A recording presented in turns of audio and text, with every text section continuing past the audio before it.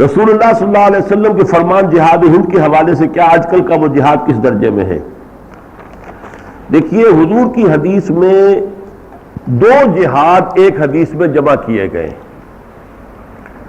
عصابتان من امتی احرزہم اللہ من النار، میری امت کے دو لشکر ایسے ہوں گے جن کو اللہ نے آگ سے چھٹکارا دے دیا۔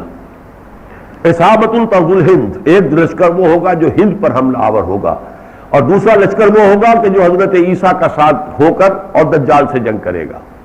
ایک حدیث میں ان دونوں کو جمع ہونے سے جو نتیجہ میں نکالتا ہوں وہ یہ کہ وہ اس وقت ہوگا کہ جب کہ کہیں اسلامی خلافت کا نظام قائم ہو کر پھر دائیں بائیں جو ہے اس کی توسیع کا مرحلہ آئے گا، جیسے کہ جزیرہ نما عرب میں حضور صلی اللہ علیہ وسلم والذین معہ صحابہ کرام کی جد و جہد سے اور جہاد کے ان سارے مرحلوں سے گزر کے دین قائم ہو گیا، خلافت کا نظام برپا ہو گیا۔ اب وہاں سے فوجیں نکلی دائیں بائیں اور سیدھے شمال کی طرف، دائیں طرف عراق سے ہوتے ہوئے ایران، اور دوسرے اور مشرق کی طرف مغرب میں جو ہے شام سے ہوتے ہوئے مصر اور لیبیا اور بحر اوقیانوس تک، اور ایک شمال میں سیدھا جو ہے کوکیشیا کی طرف، یہ تین لشکر نکلے تھے۔ اسی طریقے سے گمان غالب یہ ہے کہ اللہ کرے بات بڑی دور کی معلوم ہوتی ہے، گمان یہ ہے کہ ہند پاکستان اور افغانستان دونوں متحد ہو کر ایک ملک بنیں گے انشاءاللہ، اور یہاں خلافت علی منہاج النبوہ کا نظام قائم ہوگا، پھر یہاں سے مشرق کی طرف ہندوستان اور یہیں سے پھر مغرب کی طرف وہ معاملہ ہو جائے گا جو حضور نے فرمایا کہ یخرج من خراسان رایات سود لا يردها شیء حتی تنصب بإیلیا، خراسان کے علاقے سے وہ لشکر چلیں گے کہ جو سیاہ پرچم لے کر چلیں گے اور ان کا رخ کوئی موڑ نہیں سکے گا یہاں تک کہ وہ یروشلم میں جا کر دفن کر دیے جائیں۔ تو یروشلم کی بازیافت بھی پھر اسی وقت ہوگی، ہندوستان بھی دوبارہ فتح اسی وقت ہوگا، ورنہ ہندوستان پر تو غزوہ جو ہے وہ محمد بن قاسم نے بھی کیا تھا، پھر محمود غزنوی نے بھی، پھر غوری نے بھی، یہ تو مختلف غزوات ہوتے رہے ہیں۔ اسی طریقے سے پھر جو شاہ ولی اللہ کے زمانے میں احمد شاہ ابدالی آئے، یہ تو ہوئے، لیکن یہ ایک حدیث میں دونوں کو جمع کرنا جو ہے در حقیقت یہ اس آخری دور سے متعلق ہے، واللہ عالم۔ عرب جو ہے وہ اندر سے کھوکھلے ہو چکے ہیں، عیاشی نے، دولت نے، پیسے نے، دولت، پیسہ، عیاشی، اس کی وجہ سے کھوکھلے ہوئے۔ یہاں میں آپ کو دو حدیثیں سنانا چاہتا ہوں۔ سنن ابن ماجہ کی روایت ہے حضرت ابو ہریرہ سے رضی اللہ تعالی عنہ، قال قال رسول اللہ صلی اللہ علیہ وسلم اذا وقعت الملاحم بعث اللہ بعثا من الموالی هم اکرم العرب فرسا واجودہ سلاحا یوید اللہ بہم الدین، رواہ ابن ماجہ عن ابی ہریرہ رضی اللہ تعالی عنہ۔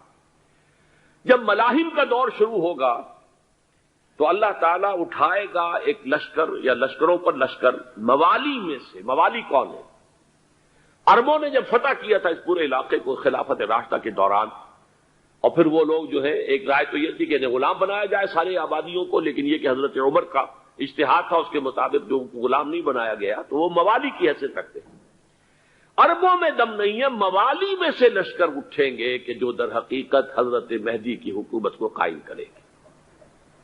دوسری حدیث سنیے عن عبداللہ بن الحارث رضی اللہ تعالی عنہ، اور یہ ابن ماجہ کی روایت ہے، قال قال رسول اللہ صلی اللہ علیہ وسلم یخرج الناس من المشرق فیوطئون للمہدی یعنی سلطانہ، لشکر نکلیں گے، لوگ آئیں گے مشرق سے اور وہ حضرت مہدی کی حکومت کو جمائیں گے اور قائم کریں گے۔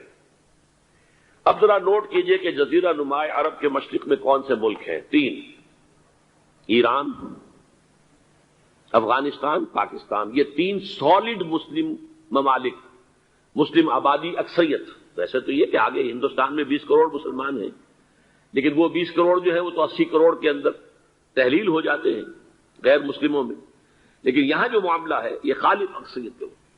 ان میں سے ایران کا معاملہ جہاں تک ہے، نمبر ایک یہ کہ وہ شیعہ عقائد کے حصار میں بند ہے، اس سے ادھر ادھر ہونا اس کے لیے ممکن نہیں۔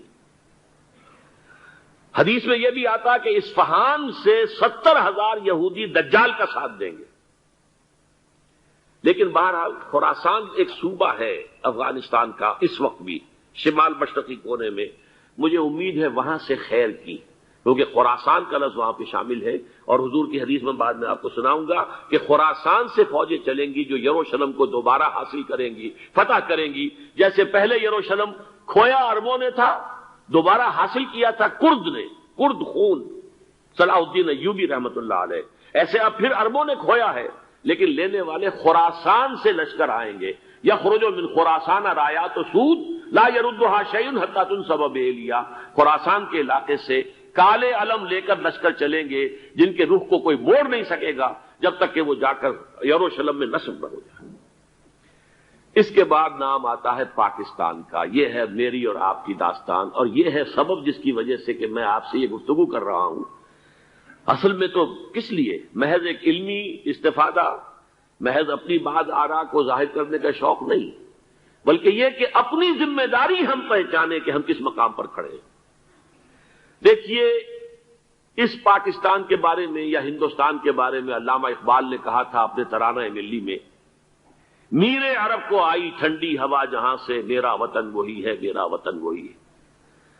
اور مجھے بتایا گیا کہ سنن ابی داؤد میں یہ روایت موجود ہے کہ حضور نے فرمایا کہ ہندوستان کی طرف سے مجھے ٹھنڈی ہوا آتی، اگرچہ مجھے وہ حدیث ابھی نہیں ملی ہے، لیکن حزب التحریر کا ایک کارڈ مجھے ملا تھا، تو اس میں اس حدیث کا اور اس میں ابو داؤد کا روایت کا حوالہ موجود تھا۔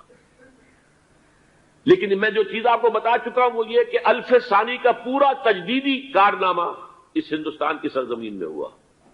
مجدد الف ثانی شیخ احمد سرندی، شاہ ولی اللہ دہلوی، سید احمد بریلوی، وہ تو ہمارے پاکستان میں آ کر جو ہے ان کا خون جذب ہوا ارض پاکستان میں۔ پھر شیخ الہند مولانا محمود حسن۔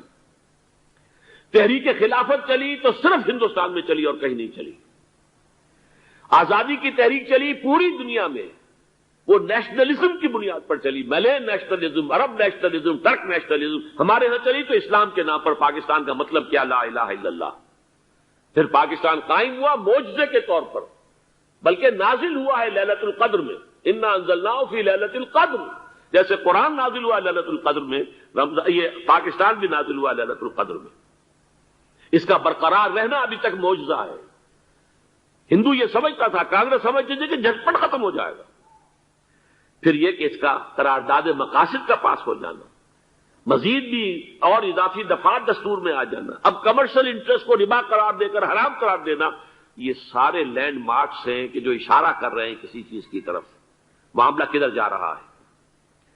پھر یہ کہ یہ جو 14ویں صدی کے مجدد تھے شیخ الہند، اس کے بعد سے کچھ ایسی شخصیتیں عظیم پیدا ہوئی ہیں ہند میں، جن کو میں سمجھتا ہوں کہ 14ویں صدی کے مجدد اور 15ویں صدی کے مجدد کے درمیان، یہ 15ویں صدی کے مجدد کی راہ کو سیدھا کرنے والے، جیسے کہ حضرت یحییٰ نے کہا تھا میں تو آنے والے کا راستہ سیدھا کر رہا ہوں حضرت عیسیٰ کے لیے، ایسے ہی 15ویں صدی کے لیے امام مہدی کے لیے راستہ صاف کرنے والے سب سے پہلے علامہ اقبال، جنہوں نے اسلام کا تصور دین کی حیثیت سے دوبارہ زندہ کیا ہے، ورنہ اسلام ایک مذہب کی شکل اختیار کر چکا تھا۔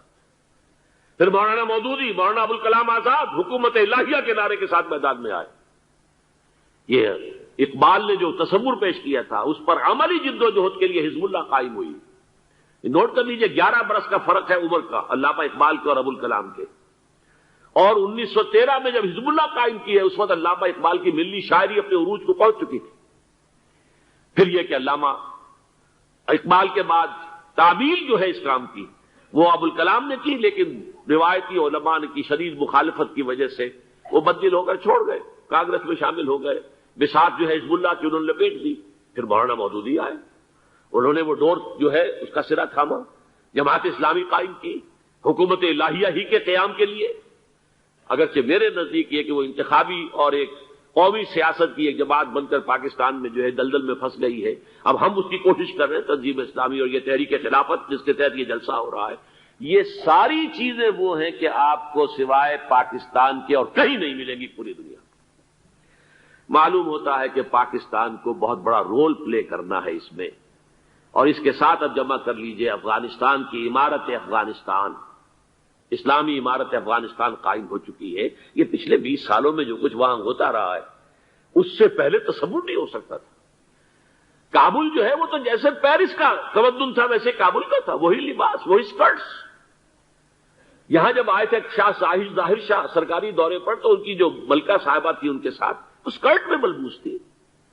کابل جو ہے وہ بالکل ایک پیرس کی طرح کا شہر تھا. آج کابل جو ہے جا کر دیکھیے, علامہ اقبال کے فرزند بھی دیکھ کر آئے ہیں, تو اگرچہ وہ خود میں سمجھتا ہوں کہ خاصے انہیں آپ لبرل کہیں, آزاد خیال کہیں, لیکن اس درجے متاثر ہو کر آئے تھے کہ انہوں نے یہ کہا افغانستان میں جو میں نے حالات دیکھے ہیں کہ اگر 2-4 اور مسلمان ملکوں کے اندر یہ نظام قائم ہو جائے تو پوری دنیا مسلمان ہو جائے گی. یہ سب کچھ کیسے ہو رہا ہے؟ یہ آنے والے دور کی جھلکیاں ہیں. Coming events are casting their shadows before.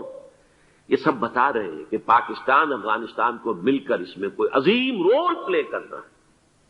اور اس کے ضمن میں اب میں علامہ اقبال کے بارے میں آخری بات کہہ رہا ہوں. علامہ اقبال کے بارے میں عام یہ خیال ہے, انہوں نے اپنے خطبات میں مہدی کا اور نزول مسیح کا, حالانکہ میں کل پڑھ رہا تھا مولانا سعید احمد اکبر آبادی رحمۃ اللہ علیہ کا ایک مقالہ ان کا کہ علامہ اقبال نے ابن خلدون کے بارے میں یہ کہا ہے کہ مہدی کا اور نزول عیسیٰ کا دونوں کا انہوں نے انکار کیا ہے. حالانکہ ابن خلدون نے نزول عیسیٰ کا انکار نہیں کیا, صرف مہدی کا انکار کیا ہے. بہرحال علامہ اقبال نے خطبات میں انکار کیا ہے. لیکن یہ کہ اپنی شاعری کے اندر میں چیلنج کرتا ہوں کسی بڑے سے بڑے اقبال شناس کو, ان کا یہ شعر ذرا سنیے. خضر وقت از خلوت دشت حجاز آید بروں, کارواں زی وادی دور و دراز آید بروں. خضر وقت, امام وقت, رہنمائے وقت, قائد وقت, خلوت دشت حجاز, حجاز کی صحرا کی کسی خلوت گزینی سے نکل کر باہر آئیں گے. میں حیران ہوتا ہوں علامہ کے اس فکر پر اور اس مصرے پر. یہاں انہوں نے شیعہ اور سنی دونوں کے کانسیپٹ جمع کر دیے.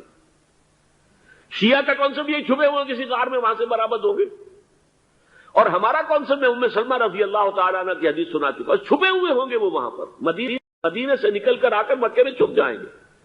اس خانہ جنگی کی حالت میں لوگ ان کی طرف دیکھ رہے ہوں گے, سوچتے ہوں گے انہیں میدان میں آنا چاہیے, کوئی پارٹ پلے کرنا چاہیے, امت کی رہنمائی کرنی چاہیے, لیکن وہ چھپیں گے, وہ کارے ہوں گے, وہ اس ذمہ داری کو قبول نہیں کرنا چاہیں گے, جا کے چھپ جائیں گے مکے میں. وہاں سے مکے والے انہیں نکالیں گے, اور وہ کارے ہوں گے, انہیں بالکل یہ پسند نہیں ہوگا کہ یہ ذمہ داری اٹھائیں. تو خضر وقت از خلوت دشت حجاز آید بروں, کارواں زی وادی دور و دراز آید بروں. کارواں جو چلے گا ان کی مدد کے لیے اس وادی دور و دراز, اس عظیم وادی دور و دراز, یہ وادی سندھ ہے. وادی سندھ جو ہے ہم سمجھتے ہیں کہ صرف یہ پاکستان اور پنجاب جو ہے یہ اس میں شامل ہے, سندھ اور پنجاب نہیں, افغانستان کا پورا مشرقی علاقہ اس میں شامل ہے. جیسے دریائے جیلم سندھ میں جا رہا ہے, جیسے دریائے گلگت سندھ میں آ کر ملتا ہے, جیسے دریائے چناب اور راوی اور جیلم اور یہ سب جا رہے ہیں اور آ رہے ہیں, اسی طرح دریائے کابل کہاں سے آ رہا ہے, دریائے گومل کہاں سے آ رہا ہے, ٹوچی کہاں سے آ رہا ہے. یہ سارا جو ہے ڈرین جو ہو رہا ہے, ایسٹرن جو ہے پارٹ آف افغانستان, یہ سب وادی ہے. اس وادی کے یہ 2 حصے ہیں, ایک حصہ جو ہے یہ ادھر پاکستان میں ہے, اور اسی وادی کا دوسرا حصہ جو ہے وہ افغانستان میں ہے. کارواں زی وادی دور و دراز آید بروں, کارواں چلے گا یہاں سے. یخرج ناس من المشرق یؤتون للمہدی, یعنی سلطان ہی مشرق سے فوجیں چلیں گی کہ جو مہدی کی حکومت قائم کریں گی. اور یخرج من خراسان رایات و سود, اور خراسان سے سیاہ پرچم چلیں گے کہ جن کا رخ کوئی موڑ نہیں سکے گا, حتیٰ تنصب بیلیا, یہاں تک کہ وہ جا کر یروشلم کے اندر نصب ہو جائیں گے. حضرات, میں ایک میری گفتگو کا حصہ باقی تھا لیکن میں اسے چھوڑ رہا ہوں, اس لیے کہ گلوبلائزیشن جو اس کی ہوگی, جو خلافت علی منہاج النبوہ کی تجدید کامل حضرت مہدی کے ہاتھوں عرب میں ہوگی, اس سے پہلے اس کے لیے محنت, کوشش, جد و جہد پاکستان اور افغانستان میں ہو چکی ہوگی جو اسے سپورٹ کرے گی اور وہاں جا کر حکومت قائم کرے گی. اس کے بعد گلوبلائزیشن کا جو مرحلہ اس کا ہے وہ حضرت مہدی کے ہاتھوں نہیں ہے, وہ حضرت عیسیٰ ابن مریم ان کے نزول کے بعد ہے, جن کے نزول کے بعد دجال کا خاتمہ ہوگا اور یہودیوں کا استحصال ہوگا. مسلمانوں پر بھی بڑی تکالیف عربوں پر آئیں گی, شدائد آئیں گے, لیکن یہ وہ میں حصہ جو اپنی گفتگو کا آج چھوڑ رہا ہوں اس لیے کہ میں دیکھ رہا ہوں کہ بعض حضرات کا صبر کا پیمانہ اب لبریز ہو رہا ہے, تو میں اس حصے کو پھر ملتوی رکھتا ہوں کسی دوسری محفل اور کسی دوسری مجلس اور نشست پر. لیکن یہ کہ امام مہدی کی حکومت قائم کرنے کے لیے کون لوگ آئیں گے؟ عرب جو ہیں وہ اندر سے کھوکھلے ہو چکے ہیں، عیاشی نے، دولت نے، پیسے نے، دولت، پیسہ، عیاشی، اس کی وجہ سے کھوکھلے ہوئے۔ یہاں میں آپ کو دو حدیثیں سنانا چاہتا ہوں۔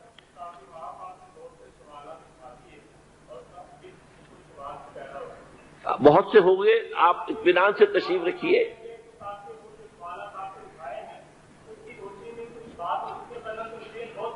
بہت ہوگی، بات ہوگی، آپ اس طرح صبر سے سن لیجئے۔ میں اب تقریباً اپنی گفتگو کے اختتام تک پہنچ رہا ہوں۔ سنن ابن ماجہ کی روایت ہے حضرت ابو ہریرہ سے رضی اللہ تعالی عنہ، قال قال رسول اللہ صلی اللہ علیہ وسلم اذا وقعت الملاحم بعث اللہ بعثا من الموالی هم اکرم العرب فرسا واجودہ سلاحا یوید اللہ بہم الدین، رواہ ابن ماجہ عن ابی ہریرہ رضی اللہ تعالی عنہ۔ جب ملاحم کا دور شروع ہوگا تو اللہ تعالیٰ اٹھائے گا ایک لشکر یا لشکروں پر لشکر موالی میں سے۔ موالی کون ہے؟ عربوں نے جب فتح کیا تھا اس پورے علاقے کو خلافت راشدہ کے دوران، اور پھر وہ لوگ جو ہے، ایک رائے تو یہ تھی کہ انہیں غلام بنایا جائے ساری آبادیوں کو، لیکن یہ کہ حضرت عمر کا اجتہاد تھا، اس کے مطابق جو غلام نہیں بنایا گیا تو وہ موالی کی حیثیت رکھتے ہیں۔ عربوں میں دم نہیں ہے، موالی میں سے لشکر اٹھیں گے کہ جو در حقیقت حضرت مہدی کی حکومت کو قائم کرے گے۔ دوسری حدیث سنیے، عن عبداللہ بن الحارث رضی اللہ تعالی عنہ، اور یہ ابن ماجہ کی روایت ہے، قال قال رسول اللہ صلی اللہ علیہ وسلم یخرج الناس من المشرق فیوطئون للمہدی یعنی سلطانہ، لشکر نکلیں گے، لوگ آئیں گے مشرق سے، اور وہ حضرت مہدی کی حکومت کو جمائیں گے اور قائم کریں گے۔ اب ذرا نوٹ کیجئے کہ جزیرہ نما عرب کے مشرق میں کون سے ملک ہیں؟ تین، ایران، افغانستان، پاکستان، یہ تین سالڈ مسلم ممالک، مسلم آبادی اکثریت۔ ویسے تو یہ کہ آگے ہندوستان میں 20 کروڑ مسلمان ہیں، لیکن وہ 20 کروڑ جو ہے وہ تو 80 کروڑ کے اندر تحلیل ہو جاتے ہیں غیر مسلموں میں، لیکن یہاں جو معاملہ ہے یہ غالب اکثریت کے۔ ان میں سے ایران کا معاملہ جہاں تک ہے، نمبر ایک یہ کہ وہ شیعہ عقائد کے حصار میں بند ہے، اس سے ادھر ادھر ہونا اس کے لیے ممکن نہیں۔ حدیث میں یہ بھی آتا کہ اصفہان سے 70,000 یہودی دجال کا ساتھ دیں گے۔ لیکن بہرحال خراسان ایک صوبہ ہے افغانستان کا اس وقت بھی، شمال مشرقی کونے میں، مجھے امید ہے وہاں سے خیر کی، کیونکہ خراسان کا لفظ وہاں پہ شامل ہے، اور حضور کی حدیث میں بعد میں آپ کو سناؤں گا کہ خراسان سے فوجیں چلیں گی جو یروشلم کو دوبارہ حاصل کریں گی، فتح کریں گی، جیسے پہلے یروشلم کھویا عربوں نے تھا، دوبارہ حاصل کیا تھا کرد نے، کرد خون صلاح الدین ایوبی رحمت اللہ علیہ، ایسے اب پھر عربوں نے کھویا ہے، لیکن لینے والے خراسان سے لشکر آئیں گے۔ یخرج من خراسان رایات سود لا یردها شیء حتی تنصب بإیلیا، خراسان کے علاقے سے کالے علم لے کر لشکر چلیں گے جن کے رخ کو کوئی موڑ نہیں سکے گا جب تک کہ وہ جا کر یروشلم میں نصب نہ ہو جائے۔ اس کے بعد نام آتا ہے پاکستان کا۔ یہ ہے میری اور آپ کی داستان، اور یہ ہے سبب جس کی وجہ سے کہ میں آپ سے یہ گفتگو کر رہا ہوں۔ اصل میں تو کس لیے؟ محض ایک علمی استفادہ، محض اپنی بات آراء کو ظاہر کرنے کا شوق نہیں، بلکہ یہ کہ اپنی ذمہ داری ہم پہچانیں کہ ہم کس مقام پر کھڑے ہیں۔ دیکھیے، اس پاکستان کے بارے میں یا ہندوستان کے بارے میں علامہ اقبال نے کہا تھا اپنے ترانہ ملی میں، میر عرب کو آئی ٹھنڈی ہوا جہاں سے، میرا وطن وہی ہے، میرا وطن وہی ہے۔ اور مجھے بتایا گیا کہ سنن ابی داؤد میں یہ روایت موجود ہے کہ حضور نے فرمایا کہ ہندوستان کی طرف سے مجھے ٹھنڈی ہوا آتی، اگرچہ مجھے وہ حدیث ابھی نہیں ملی ہے، لیکن حزب التحریر کا ایک کارڈ مجھے ملا تھا، تو اس میں اس حدیث کا اور اس میں ابو داؤد کا روایت کا حوالہ موجود تھا۔ لیکن میں جو چیز آپ کو بتا چکا ہوں وہ یہ کہ الف ثانی کا پورا تجدیدی کارنامہ اس ہندوستان کی سرزمین میں ہوا۔ مجدد الف ثانی شیخ احمد سرندی، شاہ ولی اللہ دہلوی، سید احمد بریلوی، وہ تو ہمارے پاکستان میں آ کر جو ہے ان کا خون جذب ہوا ارض پاکستان میں۔ پھر شیخ الہند مولانا محمود حسن۔ تحریک خلافت چلی تو صرف ہندوستان میں چلی اور کہیں نہیں چلی۔ آزادی کی تحریک چلی پوری دنیا میں، وہ نیشنلزم کی بنیاد پر چلی، ملے نیشنلزم، عرب نیشنلزم، ترک نیشنلزم. ہمارے ہاں چلی تو اسلام کے نام پر پاکستان کا مطلب کیا؟ لا الہ الا اللہ. پھر پاکستان قائم ہوا معجزے کے طور پر، بلکہ نازل ہوا ہے لیلۃ القدر میں. انا انزلناہ فی لیلۃ القدر، جیسے قرآن نازل ہوا لیلۃ القدر میں، یہ پاکستان بھی نازل ہوا لیلۃ القدر میں. اس کا برقرار رہنا ابھی تک معجزہ ہے. ہندو یہ سمجھتا تھا، کانگریس سمجھتی تھی کہ جھٹپٹ ختم ہو جائے گا. پھر یہ کہ اس کا قرارداد مقاصد کا پاس ہو جانا، مزید بھی اور اضافی دفعات دستور میں آ جانا، اب کمرشل انٹرسٹ کو ربا قرار دے کر حرام قرار دینا، یہ سارے لینڈ مارکس ہیں کہ جو اشارہ کر رہے ہیں کسی چیز کی طرف. معاملہ کدھر جا رہا ہے؟ پھر یہ کہ یہ جو 14ویں صدی کے مجدد تھے شیخ الہند، اس کے بعد سے کچھ ایسی شخصیتیں عظیم پیدا ہوئی ہیں ہند میں، جن کو میں سمجھتا ہوں کہ 14ویں صدی کے مجدد اور 15ویں صدی کے مجدد کے درمیان یہ 15ویں صدی کے مجدد کی راہ کو سیدھا کرنے والے، جیسے کہ حضرت یحییٰ نے کہا تھا میں تو آنے والے کا راستہ، ایسے ہی 15ویں صدی کے لیے امام مہدی کے لیے راستہ صاف کرنے والے سب سے پہلے علامہ اقبال، جنہوں نے اسلام کا تصور دین کی حیثیت سے دوبارہ زندہ کیا ہے، ورنہ اسلام ایک مذہب کی شکل اختیار کر چکا تھا. پھر مولانا مودودی، مولانا ابوالکلام آزاد حکومت الہیہ کے نعرے کے ساتھ میدان میں آئے. یہ اقبال نے جو تصور پیش کیا تھا اس پر عملی جدوجہد کے لیے حزب اللہ قائم ہوئی. نوٹ کر لیجئے 11 برس کا فرق ہے عمر کا علامہ اقبال کے اور ابوالکلام کے. اور 1913 میں جب حزب اللہ قائم کی ہے اس وقت علامہ اقبال کی ملی شاعری اپنے عروج کو پہنچ چکی تھی.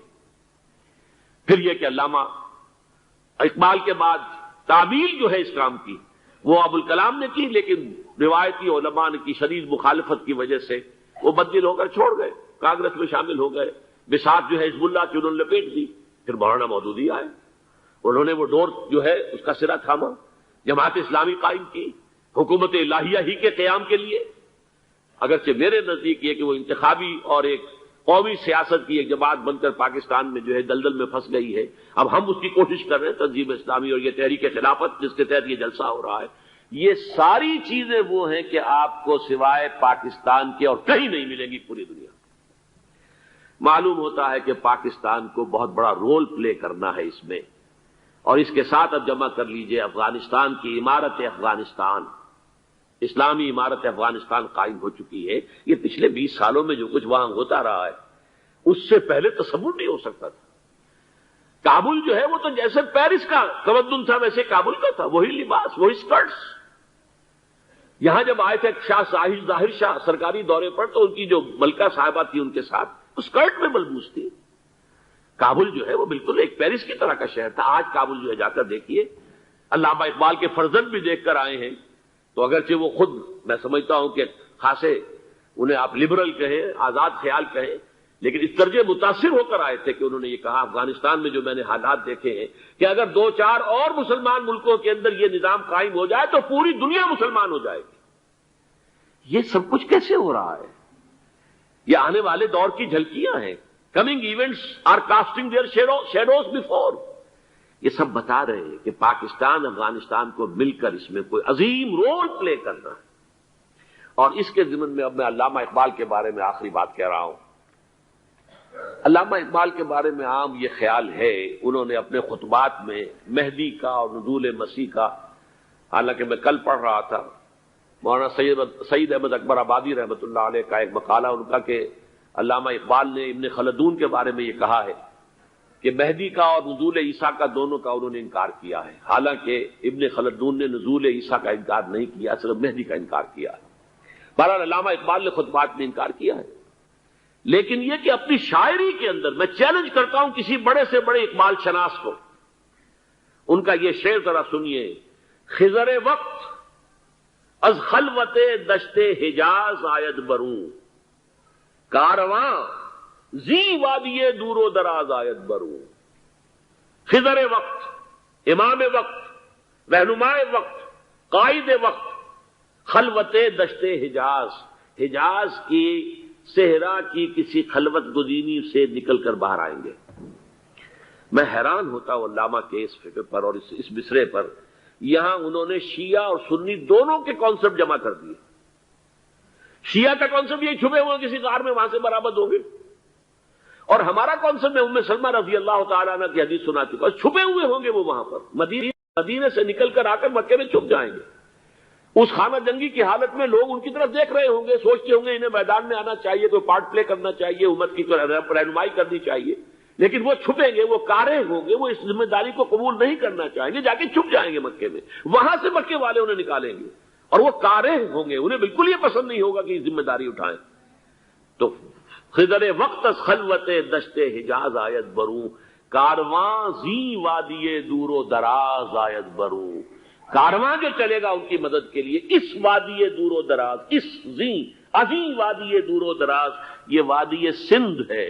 وادی سندھ جو ہے ہم سمجھتے ہیں کہ صرف یہ پاکستان اور پنجاب جو ہے یہ اس میں شامل ہے، سندھ اور پنجاب نہیں، افغانستان کا پورا مشرقی علاقہ اس میں شامل ہے۔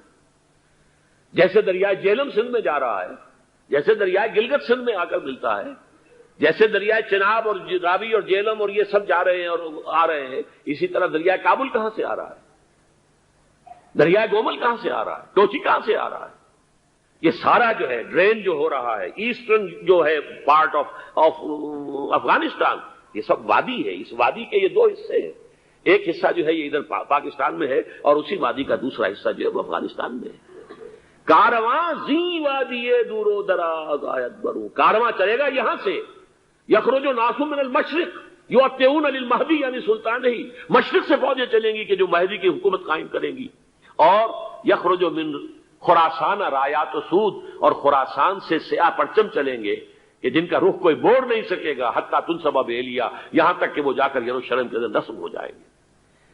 حضرات، میں ایک میری گفتگو کا حصہ باقی تھا لیکن میں اسے چھوڑ رہا ہوں، اس لیے کہ گلوبلائزیشن جو اس کی ہوگی، جو خلافت علی منہاج النبوہ کی تجرید کامل حضرت مہدی کے ہاتھوں عرب میں ہوگی، اس سے پہلے اس کے لیے محنت، کوشش، جد و جہد پاکستان اور افغانستان میں ہو چکی ہوگی جو اسے سپورٹ کرے گی اور وہاں جا کر حکومت قائم کرے گی۔ اس کے بعد گلوبلائزیشن کا جو مرحلہ اس کا ہے وہ حضرت مہدی کے ہاتھوں نہیں ہے، وہ حضرت عیسیٰ ابن مریم ان کے نزول کے بعد ہے، جن کے نزول کے بعد دجال کا خاتمہ ہوگا اور یہودیوں کا استحصال ہوگا، مسلمانوں پر بھی بڑی تکالیف اربوں پر آئیں گی، شدائد آئیں گے، لیکن یہ وہ میں حصہ جو اپنی گفتگو کا آج چھوڑ رہا ہوں اس لیے کہ میں دیکھ رہا ہوں کہ بعض حضرات کا صبر کا پیمانہ اب لبریز ہو رہا ہے، تو میں اس حصے کو پھر ملتوی رکھتا ہوں کسی دوسری محفل اور کسی دوسری مجلس اور نشست پر۔